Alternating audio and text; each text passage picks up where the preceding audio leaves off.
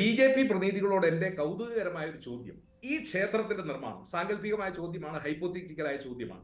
ഈ ക്ഷേത്രത്തിന്റെ നിർമ്മാണം ഇത് അടൽ ബിഹാരി വാജ്പേയിയുടെ കാലഘട്ടത്തിലാണ് പൂർത്തീകരിച്ചത് എങ്കിൽ, ചോദ്യം സാങ്കല്പികമായതുകൊണ്ട് തന്നെ ചോദിക്കുന്നു, ഈ ക്ഷേത്രത്തിന്റെ പ്രതിഷ്ഠാ കർമ്മത്തിന് അദ്ദേഹം വരുമായിരുന്നോ? എന്തായിരിക്കും നിങ്ങളുടെ ഉത്തരവാദിത്വം, നിങ്ങളുടെ ഉത്തരം? അദ്ദേഹം തീർച്ചയായിട്ടും വരില്ല, കാരണം അദ്ദേഹം രാഷ്ട്രീയ നേതാവാണ്. അപ്പോ താങ്കൾ ഉദ്ദേശിക്കുന്നത് രാഷ്ട്രീയം കലർത്തരുത്, അതാണ് നിങ്ങൾ വിട്ടുനിൽക്കുവാനുള്ള കാരണവും.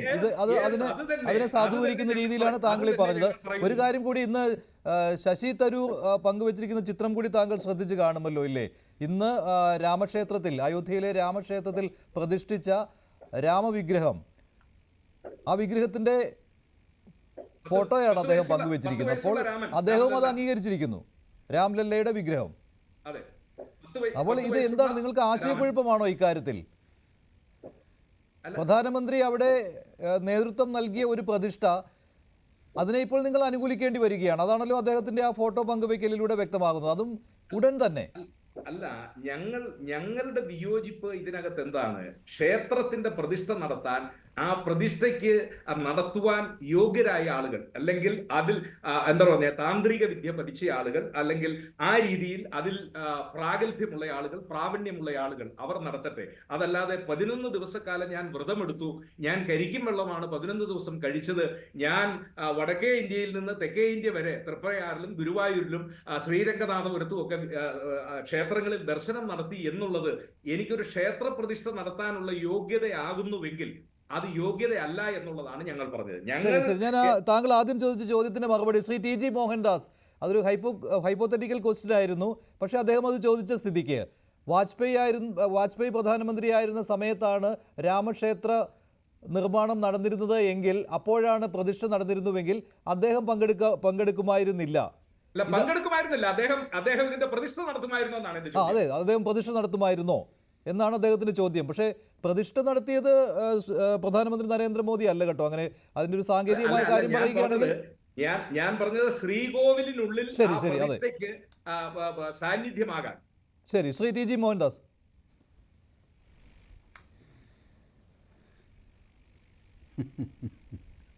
ഇപ്പോൾ ഏതായാലും വാജ്പേയിയുടെ കാലത്ത് രാമക്ഷേത്രം വന്നില്ല, എന്ത് ചെയ്യും? അതുകൊണ്ട് വാജ്പേയി പോകുമായിരുന്നുവെന്നും പോകില്ലായിരുന്നുവെന്നും നമുക്ക് ചുമ്മാ തർക്കിക്കാൻ വേണ്ടി ടി വിയിൽ വല്ല അർത്ഥമുണ്ടോ ആ തർക്കത്തിന്? ഞാൻ പോകുമായിരുന്നു എന്ന് പറഞ്ഞാൽ സേനാപതി എന്ത് പറയും? പോകില്ലായിരുന്നു എന്ന് പറയും. ഈ മരിച്ചുപോയ ഒരാൾ എന്ത് ചെയ്യുമായിരുന്നു എന്ന് ഇപ്പോൾ നമ്മൾ തർക്കിച്ചു കഴിഞ്ഞാൽ അത് വെറുതെ ഉണക്കത്തർക്കമാണ്. ഏതായാലും സേനാപതിയുടെ സംതൃപ്തിക്ക് വേണ്ടിയിട്ട് ഞാൻ പറയാം, അദ്ദേഹം പോകുമായിരുന്നു. കാരണം അന്നത്തെ ഈ 1991-92 വാജ്പേയിയുടെ പ്രസംഗങ്ങൾ എടുത്ത് നോക്കുക. ആ പ്രസംഗങ്ങളിൽ വളരെ വ്യക്തമായിട്ട് അദ്ദേഹം പറയുന്നുണ്ട്, ഇത് രാമക്ഷേത്രം നിർമ്മിക്കാനുള്ള സ്ഥലമാണ്, ഇത് മുസ്ലിങ്ങൾ ദയവ് ചെയ്ത് ഞങ്ങൾക്ക് വിട്ടുതരണം. അപ്പോൾ അങ്ങനെ ഉണ്ടാകുന്ന ക്ഷേത്രത്തിൽ സ്വാഭാവികമായിട്ട് വാജ്പേയി പോകുമെന്നാണ് ഞാൻ വിശ്വസിക്കുന്നത്. പോവില്ല എന്ന് സേനാപതി വേണമെങ്കിൽ തർക്കിക്കാം. മഞ്ജുഷ് ഒന്നും മിണ്ടാതിരിക്കുകയാണെങ്കിൽ മൊത്തം ഞങ്ങൾ രണ്ടുപേരും, കാരണം വാജ്പേയി മരിച്ചു പോയല്ലോ. അല്ല, ഞാൻ അതിൻ്റെ അകത്ത് പറഞ്ഞത് വാജ്പേയി പോകുമായിരുന്നോ എന്നുള്ളതല്ല എന്റെ ചോദ്യം. ഞാൻ ചോദിച്ചത്, ഇന്ന് നരേന്ദ്രമോദി ചെയ്തതുപോലുള്ള ഈ കാര്യങ്ങൾ വാജ്പേയി ആണെങ്കിൽ ചെയ്യുമായിരുന്നോ എന്നുള്ളതാണ് എന്റെ ചോദ്യം. പോകുമായിരുന്നോ എന്നുള്ളതല്ല ചോദ്യം. അതിന് നേതൃത്വം നൽകുമായിരുന്നോ എന്ന്, പ്രതിഷ്ഠയ്ക്ക് നേതൃത്വം നൽകുമായിരുന്നോ എന്നുള്ളത്. ചെയ്യുമായിരുന്നു, അത് നേതൃത്വം നൽകുമായിരുന്നു. എന്താ അതിൽ സംശയം? ഇപ്പോൾ വാജ്പേയി മരിച്ച സ്ഥിതിക്ക് എനിക്ക് ധൈര്യമായിട്ട് പറയാം, അദ്ദേഹം നേതൃത്വം നൽകുമായിരുന്നു.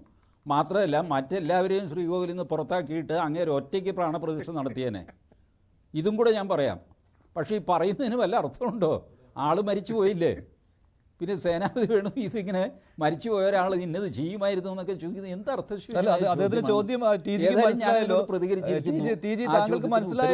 ചോദ്യം രാഷ്ട്രീയം കലർത്തി എന്നാണ് അദ്ദേഹം പറയുന്നത്. അത് കേന്ദ്രമായിരുന്നില്ല അത് നടത്തേണ്ടത്, അത് ഒരു മതചടങ്ങാക്കിയാൽ മതിയായിരുന്നു പറഞ്ഞില്ല. അതാണ് അദ്ദേഹം ഉദ്ദേശിച്ചത്. അല്ല, മതചടങ്ങാക്കിയാൽ എന്താ കോൺഗ്രസ് പോകുമായിരുന്നോ? മതചടങ്ങായിട്ട് നടത്തുന്നു, കോൺഗ്രസ് പോകുമോ? അല്ല അല്ല അല്ല അല്ല, ഉദ്ദേശം ഇപ്പോഴാണല്ലോ പുറത്തു വരുന്നത്. ചോദിച്ചത് വേറെ ആയിരുന്നല്ലോ. അതിന് മറുപടി കിട്ടിയപ്പോഴല്ലേ ഗോൾ പോസ്റ്റ് മാറ്റിയിട്ട് ഇപ്പോൾ വേറെ ചോദ്യം ചോദിക്കുക. സാരമില്ല, ഉദ്ദേശത്തെ ഞാൻ മാനിക്കുന്നു. ഞാൻ പറയുന്നത് ഈ രാഷ്ട്രീയം കലർത്താതിരുന്നു കഴിഞ്ഞാൽ കോൺഗ്രസ് ഇതിനോട് സഹകരിക്കുമായിരുന്നോ? കോൺഗ്രസ് എപ്പോഴെങ്കിലും ഇതുമായിട്ട് സഹകരിച്ചിട്ടുണ്ടോ? എപ്പോഴെങ്കിലും ഇല്ല. കാരണം നിങ്ങൾ ബേസിക്കലി ഹിന്ദു വിരോധികളാണ്. കോൺഗ്രസിൻ്റെ അടിസ്ഥാനം നിങ്ങൾ നോക്കുക, ഹിന്ദു വിരുദ്ധതയാണ് നിങ്ങളുടെ മുഖമുദ്ര. ഹിന്ദുക്കളെ എങ്ങനെയെങ്കിലും ഇല്ലായ്മ ചെയ്യുക, അതിനായിട്ട് ആരുമായിട്ടും കൂട്ടുകൂടുക. നിങ്ങൾ ഒരിക്കലും രാമക്ഷേത്രത്തിന് അനുകൂലമായിരുന്നില്ല.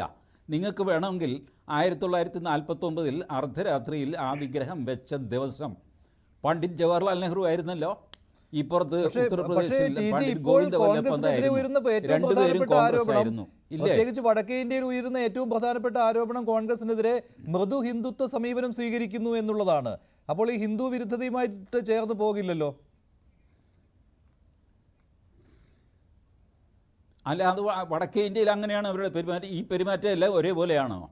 ഇപ്പം ഞാൻ പറയട്ടെ, രാഹുൽ ഗാന്ധിയുടെ ഭാരത് ജോഡോ ന്യായ യാത്ര ഇന്ന് കച്ചറ ഉണ്ടാക്കിയ ഒരു അമ്പലത്തിൽ കയറാനായിട്ട് കേരളത്തിലൂടെ ഈ ജോഡോ യാത്ര പോയപ്പോൾ ഈ ഏതെങ്കിലും ഒരു അമ്പലത്തിൽ ആ മനുഷ്യൻ കയറിയോ? പത്മനാഭസ്വാമി ക്ഷേത്രത്തിൽ കയറാമായിരുന്നു, കയറിയില്ലല്ലോ. എറണാകുളം ശിവക്ഷേത്രത്തിൽ കയറാമായിരുന്നു, ഐക്യത്തമ്പലത്തിൽ കയറാമായിരുന്നു, ചോറ്റാനിക്കരയിൽ കയറാമായിരുന്നു, ഗുരുവായൂർ കയറാമായിരുന്നു, തൃശ്ശൂർ വടക്കുന്നാഥ ക്ഷേത്രത്തിൽ കയറാമായിരുന്നു. ഒരു സ്ഥലത്ത് കയറാത്ത മനുഷ്യൻ ആസാമിൽ ഇന്ന് രാവിലെ കിടന്നിട്ട് കച്ചറ ഉണ്ടാക്കുന്ന അമ്പലത്തിൽ കയറണേ എന്നെ എന്ന് പറഞ്ഞുകൊണ്ട്. അപ്പോൾ ഓരോ സ്ഥലത്തും ഓരോ രീതിയിലാണ് ഇവർ പെരുമാറുന്നത്. അതുകൊണ്ട് എൻ്റെ ഇംപ്രഷൻ ഞാൻ പറയുന്നു, ഇവരുടെ ഗുജറാത്തിലെ പെരുമാറ്റം കണ്ടു കഴിഞ്ഞാൽ ഇവർ രാമഭക്തരാണ്. ഉത്തർപ്രദേശിലെ കോൺഗ്രസ്സുകാർ 15-ാം തീയതി തന്നെ പോയി, ഇത് 22-ലല്ലേ, 15 തന്നെ പോയി അവിടെ മുങ്ങി കുളിക്കുന്നു ഉത്തർപ്രദേശിലെ കോൺഗ്രസ്സുകാർ. ഇവിടുത്തെ കോൺഗ്രസ്സുകാരാണെങ്കിലോ മുഴുവൻ രാമവിരുദ്ധരുമാണ്. അപ്പോൾ ഓരോ സ്ഥലത്തും ഓരോ രീതിയിലുള്ള പ്രതികരണം ഉണ്ടാകും.